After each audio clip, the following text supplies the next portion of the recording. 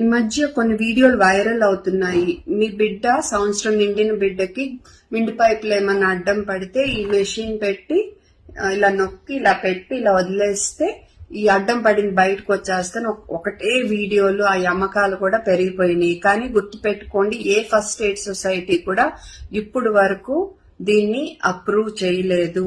So ఇది మీ risk బట్టే. Wind pipe can అడ్డం పడితే ఏం ఫస్ట్ ఎయిడ్ చేయాలో ఇప్పుడు నేను ఒక వీడియో చూపిస్తాను, మీరు అదే ఫాలో అవ్వాలి. ఇప్పటి వరకు అయితే ఎప్పుడన్నా బిడ్డ గొంతుకు అడ్డం పడి విండ్ పైప్ అడ్డం పడి దగ్గుతుంటే కదిలించొద్దు.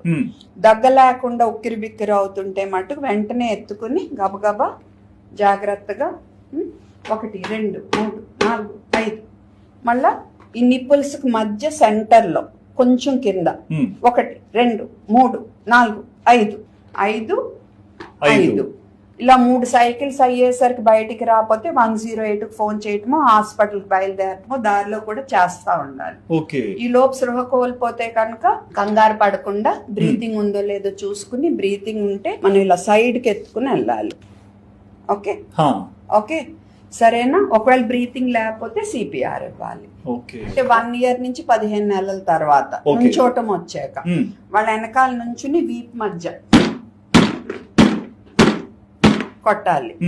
అప్పటికి బయటకు రాలేదనుకో ఈ పాయింట్ కింద బొడ్డు పైన 1 2 3 4 5 మన వైపు.